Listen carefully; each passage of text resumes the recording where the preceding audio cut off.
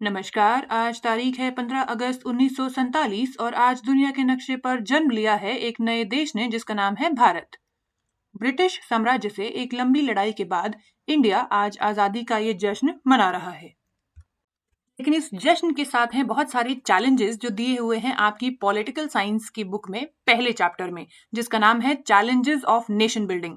इसमें सबसे पहला चैलेंज है यूनिटी, दूसरा डेमोक्रेसी, तीसरा डेवलपमेंट, चौथा पार्टीशन और पांचवा स्टेट्स का रीऑर्गेनाइजेशन। तो चलिए एक एक करके इनके बारे में बात करते हैं। आप जब भारत का नक्शा देखते हैं तो आपको नजर आता है एक इंडिया, लेकिन 15 अगस्त 1947 तक यहाँ 565 रियासतें थी जिन पर अलग अलग राजाओं की हुकूमत थी। इन सबको एकजुट करके यानी यूनाइट करके एक भारत बनाना एक बहुत ही बड़ा चैलेंज था। इस यूनिटी के लिए हम शुक्रगुजार हैं भारत के डिप्यूटी प्राइम मिनिस्टर और होम मिनिस्टर सरदार वल्लभ भाई पटेल का, जिनकी आपने स्टैच्यू ऑफ यूनिटी भी देखी होगी। तो हमारा पहला चैलेंज रहा यूनिटी का। भारत जब आजाद हुआ तो ज्यादातर आबादी इलिटरेट थी, जिन पर या तो पहले कभी राजाओं ने राज किया था या फिर ब्रिटिश हुकूमत ने।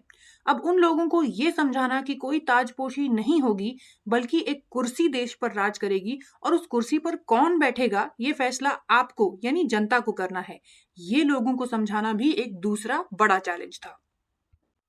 तीसरा चैलेंज था सबका विकास, यानी वो भारत जिसमें लोग धर्म, जाति, लिंग भेदभाव में फंसे हों, वहां सबको एक साथ लेकर चलना और उनका विकास करना। इस चैलेंज को हम कहेंगे डेवलपमेंट फॉर ऑल। हमारा फोर्थ और सबसे हर्टफुल चैलेंज रहा पार्टीशन को प्रोसेस करना। ब्रिटिश इंडिया आजाद तो हुआ लेकिन तीन टुकड़ों में। एक बड़ा टुकड़ा भारत और दो ईस्ट वेस्ट के टुकड़े आए पाकिस्तान के हिस्से में।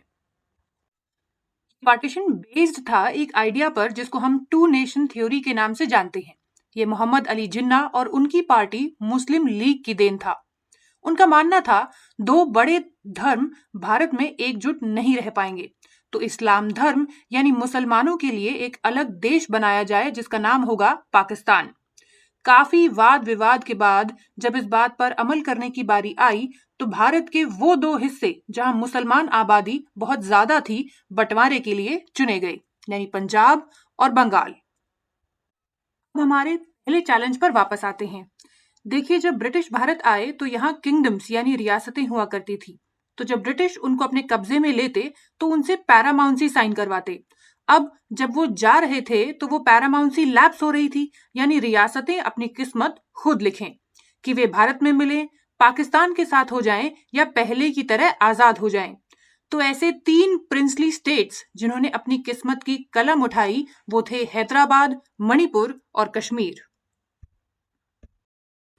भारत में मिलने के लिए इन किंगडम्स को परसुएड करते हुए ये डॉक्यूमेंट साइन करवाया जा रहा था, इंस्ट्रूमेंट ऑफ असेशन। जो आप स्क्रीन पर देख रहे हैं ये उसी की एक कॉपी है। सबसे पहले हैदराबाद की बात सुने। यहाँ एक निजाम हुआ करते थे जिनका नाम था उस्मान अली खान। ये उस वक्त दुनिया के अमीर लोगों में गिने जाते थे। इनके खुद की आर्मी भी थी जिन्हें रजाकार कहा जाता था। यह आर्मी काफी हद तक जनता को परेशान करती थी। हैदराबाद की ज्यादातर आबादी उस वक्त हिंदू थी और भारत में मिलना चाहती थी। तो भारत सरकार ने पुलिस और आर्मी की मदद से यहाँ ऑपरेशन पोलो चलाया, जिसके बाद हैदराबाद को ऑफिशियली भारत का हिस्सा बनाया गया। इसी तरह मणिपुर भी भारत की एक रियासत थी जिसको रूल करते थे महाराजा बोध चंद्र सिंह। मणिपुर भारत का वो पहला स्टेट है जहां विधानसभा बनाई गई और यूनिवर्सल एडल्ट फ्रेंचाइज के आधार पर सबको वोट करने का अधिकार भी मिला।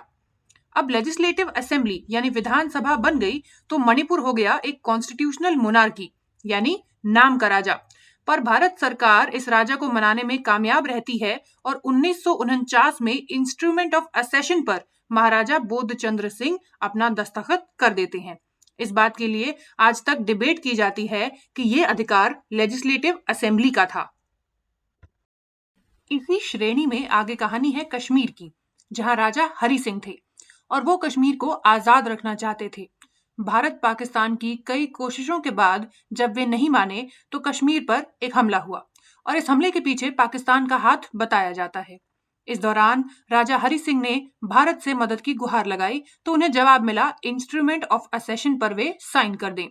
राजा साइन करने को माने पर इस शर्त पर कि कश्मीर को स्पेशल स्टेटस दिया जाएगा और कॉन्स्टिट्यूशन के अनुच्छेद 370 के तहत दिया भी गया। अभी हाल ही में 2019 में इस आर्टिकल को रिवोक किया गया है। प्रिंसली स्टेट्स को एकजुट करके हमने भारत तो बना लिया, लेकिन अब बात आती है राज्यों के पुनर्गठन की। देखिए, जब ब्रिटिश हमारे यहाँ राज करते थे तो उन्होंने स्टेट्स को बांटा हुआ था अपने एडमिनिस्ट्रेशन के हिसाब से, लेकिन 1920 में हुए कांग्रेस के नागपुर सेशन में ये बात तय की गई थी कि जब भारत के राज्य बनाए जाएंगे तो वे भाषा के आधार पर बनाए जाएंगे। लेकिन अभी बंटवारे का जो दुख है वो बहुत फ्रेश था। भारत सरकार नहीं चाहती थी कि लोग अब भाषा के आधार पर बदल जाएं या फिर उनमें कॉन्फ्लिक्ट्स हों या किसी प्रकार के झगड़े या दंगे हों, तो उन्होंने कुछ समय के लिए इस बात को टाल दिया। पर दक्षिण भारत इस बात से खुश नहीं था। तो दक्षिण भारत में एक बहुत बड़ी मूवमेंट की जाती है जिसको आप विशाल आंध्रा मूवमेंट के नाम से पढ़ेंगे। यहाँ तेलुगु भाषी लोग पुराने मद्रास प्रोविंस से अलग एक आंध्र प्रोविंस चाहते थे। वहां की सारी पॉलिटिकल फोर्सेस इस बात पर राजी थी। इसी प्रोटेस्ट को एक बड़ा नाम दिया पी श्रीरामुल्लू ने, जो 56 दिन के आमरण अनशन के बाद मर जाते हैं। उनकी मृत्यु की वजह से आंध्र प्रदेश में यानी उस वक्त के मद्रास में बहुत ज्यादा वायलेंस होता है और पुलिस फायरिंग में कई लोगों की जान भी चली जाती है। फाइनली दिसंबर 1952 में जवाहरलाल नेहरू अनाउंस करते हैं कि भाषा के आधार पर भारत में पहला राज्य बनने जा रहा है जिसका नाम है आंध्र प्रदेश। इसी के बाद उन्होंने 1953 में स्टेट रीऑर्गेनाइजेशन कमीशन यानी राज्य पुनर्गठन कमेटी का अपॉइंटमेंट किया। इस कमेटी ने अपनी सारी रिपोर्ट जो है वो 1956 में पेश की, जिसके बाद स्टेट रीऑर्गेनाइजेशन एक्ट को पास किया गया। इस एक्ट के आधार पर ही 14 स्टेट्स और 6 यूनियन टेरिटरीज भारत में बनाई गई। उसके बाद भी आज तक हम इसी एक्ट के आधार पर राज्यों को बनाते आए हैं। जैसे 1960 में बॉम्बे से गुजरात और महाराष्ट्र बने, 1966 में हरियाणा बना, पंजाब बना और हिमाचल प्रदेश बना। आगे चलकर 2000 के साल में उत्तरांचल, झारखंड और छत्तीसगढ़ बनाया गया और अभी हाल ही में 2014 में तेलंगाना का निर्माण हुआ। इसके साथ आपका चैप्टर खत्म होता है। हम दोबारा मिलेंगे। Okay, bye.